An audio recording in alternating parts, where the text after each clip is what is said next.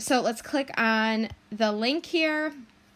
I always try to put in a meme every single day. So far for this entire unit, you do have a meme to brighten your day. So if anything else, there's some excitement for you. I've got pages that we're working on, the questions that we're doing, and then the objectives in case you are wondering what we're learning that day. So let's click on the link here, and it brings us to the PDF of the book. So you are more than welcome to write using Canvas. I personally don't like writing on Canvas at all. I think it's really plain, basic, boring. I like to send it to Notability. So we're going to hit the little share button at the top here, send it to Notability. Just click on Notability. If you don't see Notability in this scrolling icon list, go all the way over to More, and you should be able to see Notability. If you don't, then you probably don't have Notability installed on your iPad, and that's the first thing you need to do. So let's click on Notability. Create new note. I have my Notability already set up, nice and organized with my classes. If you don't care about organizing your classes, then don't. Just throw them in there randomly. If you do want to organize your classes, I do suggest it. If you need help, send me an email. I would be more than happy to help you. Hit import up at the top. One file sent to Notability. So then I will switch to Notability. Bam, here it is. I wrote down the page and the questions that we're doing because I do skip a couple of the problems that are longer and unnecessary for the objectives of the unit. So our first one is question number 3. Scroll, scroll, scroll. The book does a really nice job of giving you a lot of notes. Whereas I felt Carnegie, and I hate Carnegie, doesn't give you a lot of notes, doesn't give you a lot of examples, doesn't really explain things very well. So here, if you don't remember what a Venn diagram is, look through that. A Venn diagram is used in number 3 to categorize skills that you have likely learned in a prior math course. It will allow you to indicate the level at which you can perform each skill shown on the table on the following page. So this question requires a little bit of scrolling. Most of the time in this book, they don't have you scrolling through so much. This problem does, unfortunately. So next page is the skills that they're talking about. Add, subtract, multiply, divide, whole numbers. If you don't know what they're talking about, they give you an example of what that looks like. 56 plus 89. Can you do that? So all the skills are listed. You can read through them. Here is the Venn diagram that they're talking about on page 8. It's a 3-way Venn diagram.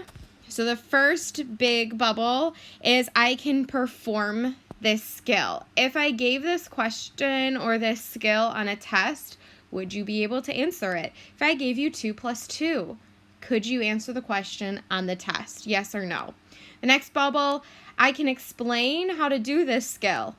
The person sitting next to you, if there was a person sitting next to you, didn't know how to do 2 plus 2. Could you explain to them how to do the skill?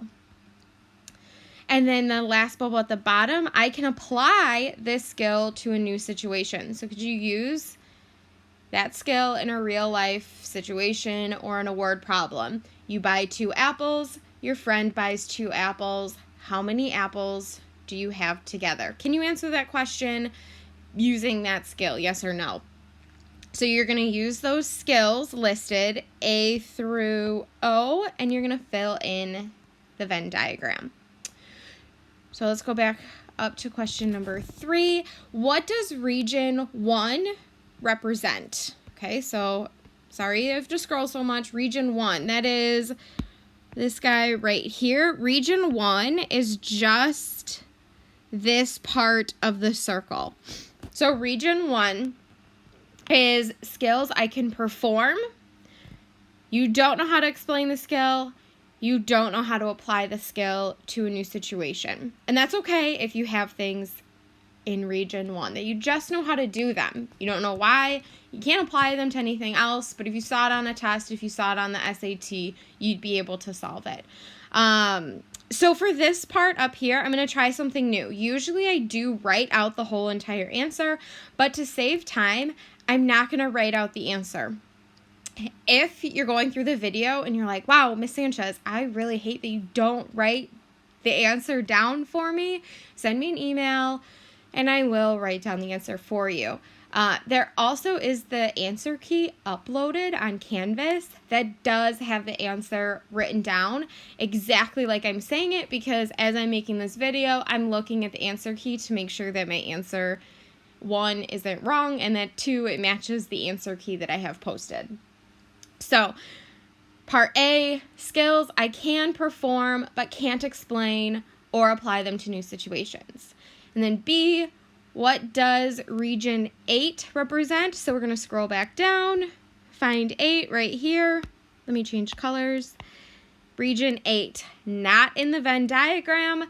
So that means it's skills you can't do, you can't explain them, and you can't use them in any situation. So maybe it's something you haven't learned, or maybe you have, but you just haven't mastered it, you don't remember it. That would go in Region 8, outside of the Venn diagram. So then part C, I'm not going to scroll back up, but for part C, for each skill listed in that table A through O, write the letter of the skill in the appropriate area on the Venn diagram. Be honest as you complete the diagram. You don't actually need to solve these problems right here. Just look at them. Do you think you would be able to do them? Right. So that was question 3. Let's move on to question 4. Before we do, you'll notice that there is a long example, tons of example on fractions.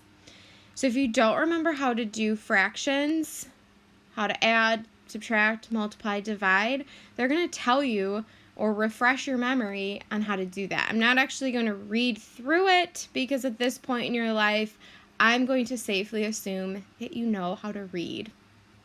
So let's find question number 4 right here. In a class of 20 students, 17 of them passed a prerequisite skills quiz. What percent of students passed the quiz? Instead of using a calculator or division to solve this problem, create an equivalent fraction. So for this one, they're telling us not to use a calculator. The process that we're using is known as scaling. And then off to the side, it says, remember, percent means out of 100. Okay? So a little tip that they gave you, they're so nice, I know. So fractions, it is a part out of a whole. Ooh, yikes. Okay.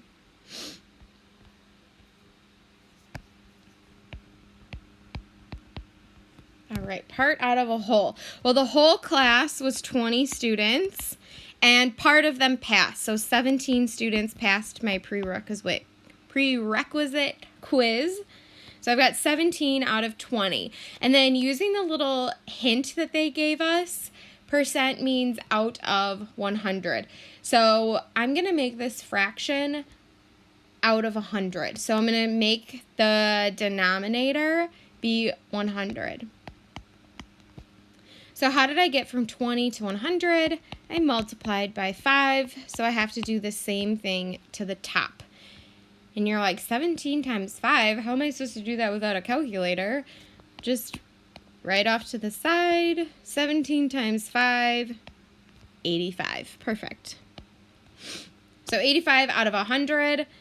Hopefully you know that that means that that is 85% of the students passed the prerequisite quiz. Now, if you're looking at the answer key that's online, I do have off to the side test help highlighted. Read that. It says make sure to answer in the context of the problem and to make sure to check your answer that it makes sense. So don't just write 85%. I will dock off a point, because what does that 85% mean? That 85% represents the number of students that passed. And then also make sure to check your answer that it just makes sense. Do you have a negative number? If you had a negative 5%, that doesn't really make sense. If you had 200%, does that really make sense in the context of the problem? So just a quick little check. Does it make sense in the context of the problem? And then make sure to answer in the context of the problem. What's the problem asking you? Usually only takes a second or two to finish answering that question. Okay. More help on fractions right here. If you are stuck when you're doing a question, go back and look at that. And number 5, at a particular college, half of all freshmen start in developmental math. Of those who start at this level, 4/5 start in beginning algebra. What is the chance that a freshman at this college starts in beginning algebra? Write your answer as a percent without using a calculator. So for this question, there's a lot going on. There's a lot of reading, a lot of information that they threw at you, which is what this book does a lot.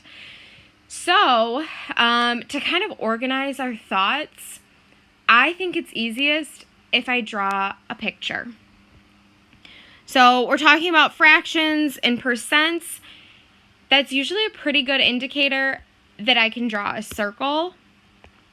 And they're saying half of all freshmen start in developmental math. So I'll cut my circle right in half. This half, not in developmental math. And the right-hand side will be the freshmen in developmental math. And then the problem is saying of those who start in developmental math, so on my right-hand side, 4/5 start in beginning algebra. So 4 out of every 5 students, 1, 2, 3, 4, 5. Looks perfect. All right. So 4 of them. So I'm going to highlight 4 slices. Highlight them. So this highlighted section is my 4/5 in basic algebra. All right. Now, the question is really asking, what is the chance that out of all the freshmen, so out of this whole entire circle, what percent is starting in beginning algebra out of the whole circle? So the right-hand side is divided into fifths. I'm also going to have to divide the left-hand side into fifths as well. Okay, so now that's all the freshmen. So there's 1, 2, 3, 4, 5, 6, 7, 8, 9, 10 little freshman slices here, and 4 of them are highlighted. So part out of the whole, the part was 4 because it's highlighted, out of the whole, which was 10 little slices. So 4/10, which means that 40% of the freshmen are in basic algebra at this particular college. If you are one of my super smart students that knew how to solve this problem right off the bat just by reading it and looking at the question, you could have absolutely solved it algebraically, which was just 1/2 times 4/5. 1 times 4 is 4, 2 times 5 is 10, and you got the same exact answer. For me personally, I would have never solved it algebraically. I would have had to go the long route and drawn out the picture for it. So either way, totally fine. Next page, this highlighted blue section. If you need help at all, adding, subtracting, dividing, multiplying, reducing, scaling fractions, this is the page where you're probably going to find your help. I think the book does an awesome job at helping you with this. And then our last one of this video, yay, we're almost done. Number 6, suppose a student stands with her back against one of the classroom walls. She walks halfway to the opposite wall and then stops. She walks half the remaining distance to the wall and stops. What fraction of the length of the room has she walked after doing this process 4 times? Will she technically reach the opposite wall? So again, I'm going to draw a picture. So I got my room. Looks great. Let's add ourselves in. A little smile because you're so happy. Okay, so student on the wall walks halfway to the opposite wall. So they walk half the distance right here and stops. And then they're going to walk half the remaining distance to the wall. So they'll go another half. So they've cut in the half into a half. Hopefully you know that that means that they've walked 1/4. If not, when we cut the room in half originally, and then we cut it in half again, we also cut this part in half as well. So we've got 1, 2, 3, 4 equal pieces. 1/4 of the distance is left. This 1/4 of the distance. Okay, so then student walked half of that distance right here, which is 1/8. If you're still not seeing that, you need to divide all of these pieces in half again. You have this much remaining. So you've got 1 out of 1, 2, 3, 4, 5, 6, 7, 8 slices. So 1/8 of the distance. And then they do it 4 times. They repeat this process 4 different times. So they're going to walk in half again, 1/16.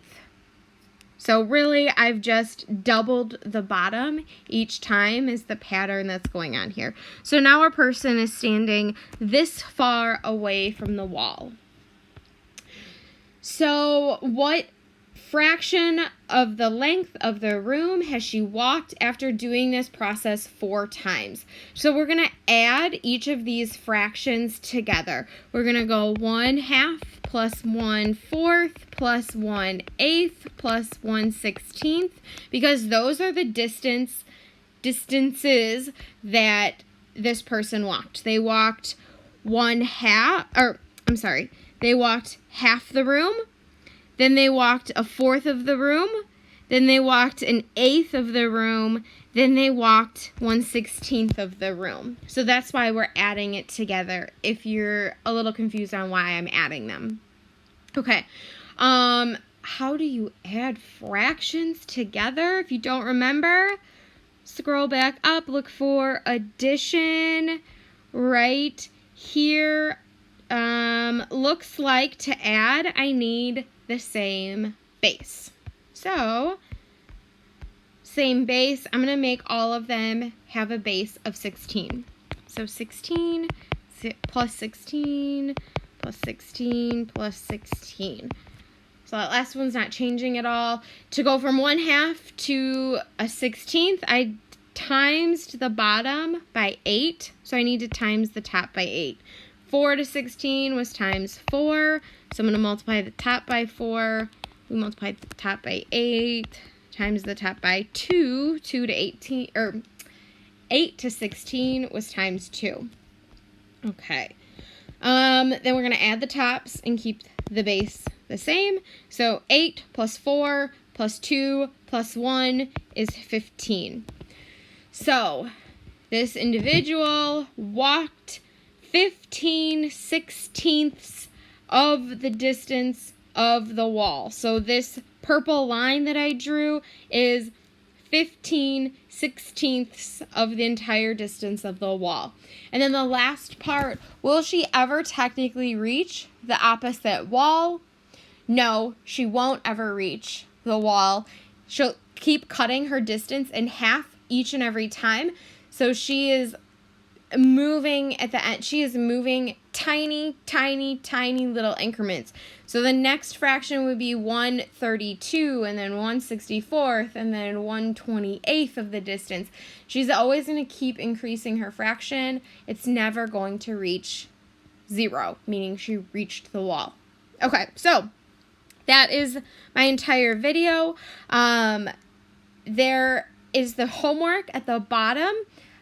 I told you what homework problems to do. They're at the top. They're on the answer key. They're on the original homepage of this assignment. So do the practice problems. The answer key has just the answers for most of these questions. I don't show you how to do the actual work because I want you to practice doing them. Okay? Answer key is for you to double check your work. As soon as you finish, submit this assignment. If you don't remember how to submit, it's this share button at the top. Scroll down or look down to other apps, share note, and then scroll through till you find Canvas. I know it's a lot of steps, but pretty soon you will go so fast through these steps you won't even think about it. It'll go quick. It should already populate, generate, put in the course information and the assignment. Just do a really quick check that you're not submitting this assignment to English or your science class, that it's actually my class, and then the proper assignment so you get credit for doing this. As soon as you submit it, I'll do a quick check to make sure that you've actually finished, and that will unlock the next assignment for you. Remember that you do have 2 days to finish this, so the video for tomorrow is the same exact video as today. You don't need to watch the video twice unless you want to. Otherwise, have a great rest of your day. If you've got any questions, send me a quick email.